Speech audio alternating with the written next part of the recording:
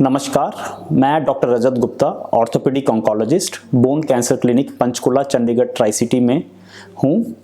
तो सबसे पहला सवाल आता है कि आखिर ऑर्थोपेडिक ऑन्कोलॉजिस्ट क्या होता है।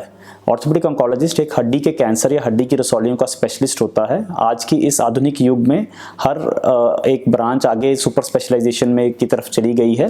तो ऑर्थोपेडिक ऑन्कोलॉजिस्ट एक हड्डी की रसौली का स्पेशलिस्ट होता है। आज मैं आपको हड्डी की एक कॉमन रसौली, एक काफ़ी कॉमन बोन ट्यूमर जिसे हम जाइंट सेल ट्यूमर कहते हैं, उसके बारे में जानकारी दूंगा। तो आखिर जाइंट सेल ट्यूमर होता क्या है। जाइंट सेल ट्यूमर या जीसीटी एक प्रकार की हड्डी की रसौली होती है जो कि हड्डी को धीरे धीरे खराब करती है, लेकिन ये फैलती नहीं या जान को खतरा नहीं करती। ये आमतौर पर 20 से 40 साल की उम्र के लोगों में होता है और हमने पाया है कि ये लेडीज़ में या फीमेल्स में ज़्यादा कॉमन है मेल्स के मुकाबले। तो सबसे पहला सवाल आता है कि जाइंट सेल ट्यूमर के आखिर लक्षण क्या होते हैं। जाइंट सेल ट्यूमर आमतौर पर घुटने के आसपास ज़्यादा पाया जाता है। इसके अलावा वो कंधे की हड्डी या कलाई की हड्डी में भी देखा जाता है। इसका मुख्य लक्षण होता है दर्द, जो कि समय के साथ बढ़ रहा होता है और धीरे धीरे उसको दर्द की दवाइयों से भी आराम कम होता है या नहीं होता। इसके साथ मरीज़ को सूजन भी होती है और अगर वो घुटने के पास है तो मरीज़ को चलने में दिक्कत या चलने में लंगड़ापन या लचक आ सकती है, जो कि समय के साथ बढ़ती रहती है। इसके अलावा कई बार हड्डी इतनी कमज़ोर हो जाती है कि मरीज़ अपनी जो इनिशियल दर्द और सूजन को नज़रअंदाज करता है और जो कमज़ोर हड्डी है वो बिना किसी चोट के टूट सकती है या फिर मामूली चोट से टूट गई, जैसे कि साइकिल से गिरना या गेंद का लगना उससे टूट गई, और फिर उसे हम पैथोलॉजिकल फ्रैक्चर कहते हैं। तो अगला सवाल है कि इसको हमें पता कैसे चलेगा कि मरीज़ को जाइंट सेल ट्यूमर है या नहीं है। तो जब भी मरीज़ को इस तरह के लक्षण होते हैं तो हमें सबसे पहले मरीज़ का एक एक्सरे करवाना होता है। एक्सरे में वो हड्डी खाई हुई नज़र आती है और उसके आगे हमें जांच के लिए उस मरीज़ का एमआरआई करवाना होता है। एमआरआई में उस हड्डी का कितना खाया हुआ है, उसके आसपास की मांसपेशियों के बारे में हमें पता चलता है। इसके अलावा हमें बायोप्सी कैसे करनी है या फिर ऑपरेशन कैसे करना है उसके बारे में भी जानकारी मिलती है। जब हमें मरीज़ को इस तरह के लक्षण आते हैं और उनको एक्सरे में और एमआरआई में दिक्कत में हमें डाउट होता है जाइंट सेल ट्यूमर, तो हम उसकी एक बायोप्सी करते हैं जिससे कि एक हड्डी का टुकड़ा लिया जाता है और आज की टेक्निक से हम वो टुकड़ा सुई से ही ले सकते हैं, जिसे हम नीडल बायोप्सी कहते हैं।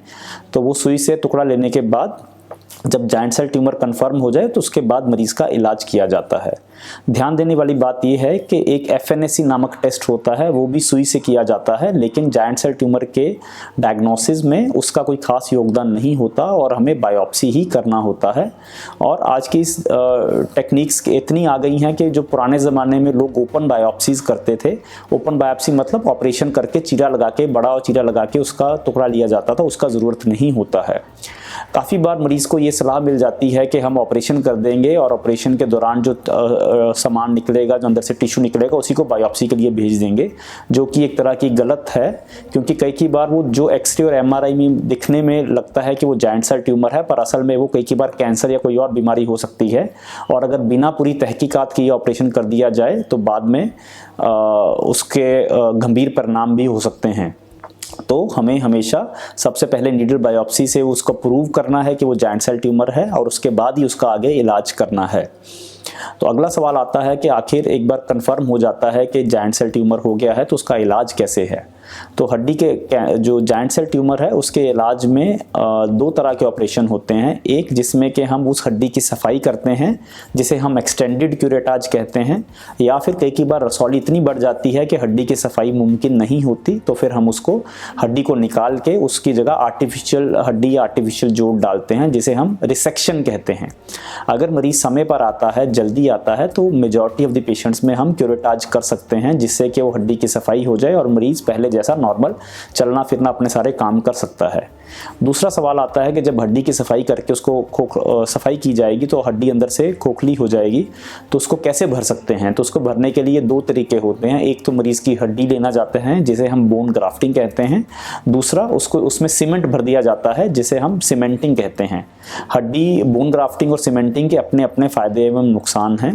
बोन ग्राफ्टिंग एक नेचुरल तरीका है हड्डी भरने का, लेकिन इससे हमें बोन ग्राफ्ट हार्वेस्टिंग के कारण हमें दूसरी जगह चीरा लगाना पड़ सकता है। और क्योंकि जब तक मरीज़ की हड्डी बढ़ती नहीं है, अपनी जो हमने ग्राफ्टिंग की है वो अपनी हड्डी से जुड़ती नहीं है, तब तक मरीज़ अपने पैर पे वॉकर का इस्तेमाल करना पड़ता है, वो नॉर्मल तरीके से नहीं चल सकता, जिसे हम 6 से 9 महीने लग सकते हैं। इसके कंपैरिजन में अगर हम सीमेंट इस्तेमाल करते हैं तो हमें कहीं पे भी और चीरा नहीं लगाना पड़ता, क्योंकि वो बाज़ार से मिल जाता है और उससे हमारा ऑपरेशन का ड्यूरेशन भी कम होता है। लेकिन नुकसान उसका ये है कि मरीज़ जो है, वो जो सीमेंट है वो एक आर्टिफिशियल सब्सटेंस है, वो नेचुरल नहीं है।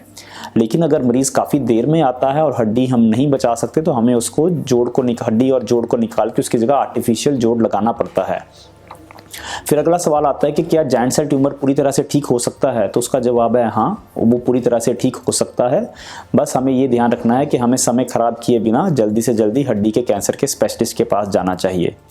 तो अगला सवाल है कि क्या उसको प्रिकॉशंस या प्रिवेंशन के लिए कुछ कर सकते हैं, क्योंकि अभी तक हमें कोई ऐसे कारणों का पता नहीं चला है कि जो जॉइंट सेल ट्यूमर को बढ़ावा देते हैं। तो इसलिए हमें सिर्फ अपने लक्षणों पर ही ध्यान देकर तुरंत डॉक्टर की सलाह लेनी है।